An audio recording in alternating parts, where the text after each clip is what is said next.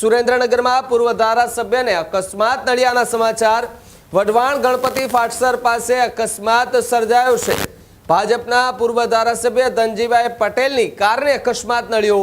પાછળથી ડમ્પરે કારને જોરદાર ટક્કર માર્યાની ચર્ચા છે। તો બીજી તરફ અકસ્માતમાં પૂર્વ ધારાસભ્યનો આબાદ બચાવ થયો છે।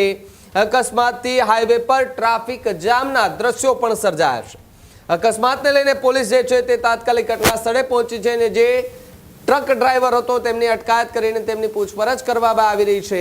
જો કે આ અકસ્માતનો વિડીયો સોશિયલ મીડિયા પર વાયરલ થઈ રહ્યો છે, જેમાં ભારતીય જનતા પાર્ટી અને ભારતીય જનતા પાર્ટીના પૂર્વ ધારાસભ્ય ધનજીભાઈ પટેલ છે તેઓ કહી રહ્યા છે અને તેઓએ પણ એક વાત સ્વીકારી છે કે આટલો ટ્રાફિક જામ હતો છતાં પણ આવા ડમ્પર ચાલકો બેફામ બની ગયા છે।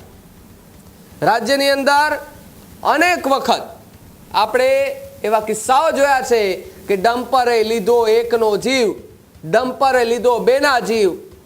આ પ્રકારના સમાચારો અને હેડલાઇન્સ આપણે અનેક વખત સાંભળતા હોઈએ છીએ।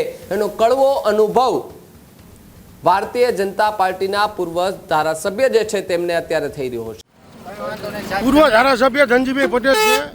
આ ભાઈ પૂર્વ ધારાસભ્ય ધનજીભાઈ પટેલ છે અને જે બોલતો હોય સાચું બોલતો હોય। શું થયું સાહેબ? આ બનાવ હું બન્યો? આ ગાડીને ફટકારી છે, ગાડી ટ્રાફિક જામ હતો તોય ગાડી ફટકારે। બોલો આ ડમ્પર આ ડમ્પર આવી ગયો।